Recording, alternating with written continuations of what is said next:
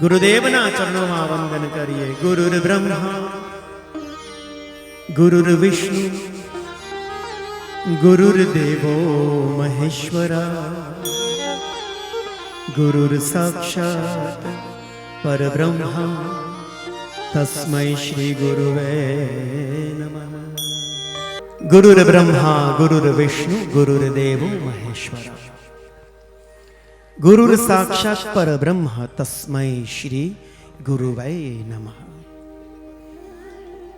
ગુરુર બ્રહ્મા, ગુરુ બ્રહ્મા છે. બ્રહ્મા એટલે સર્જનહાર. ગુરુર વિષ્ણુ, ગુરુ વિષ્ણુ છે. વિષ્ણુ ભગવાન એટલે પાલનહાર. ગુરુ માત્ર માર્ગ બતાવીને દૂર નથી જતા, પણ શિષ્યને સંભાળે છે. સ્વજનો, માર્ગદર્શન આપે છે, પતનથી બચાવે છે અને ભક્તિને સ્થિર રાખે છે. એવું કહી શકાય કે ગુરુ એ શિષ્યના આધ્યાત્મિક જીવનનું પાલન કરે છે.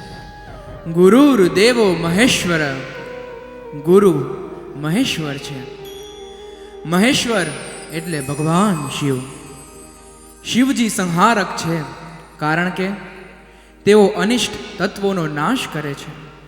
એવી જ રીતે આપણા ગુરુદેવ પણ આપણા અહંકારનો, અજ્ઞાનનો, મોહનો અને ખોટા સંસ્કારનો સંહાર કરે છે.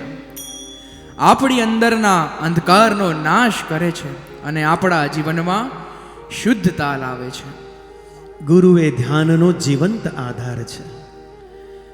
ભગવાનની સાચી પૂજા ત્યારે જ થાય જ્યારે શિષ્ય અહંકાર છોડીને ગુરુના ચરણોમાં સંપૂર્ણપણે સમર્પિત થાય.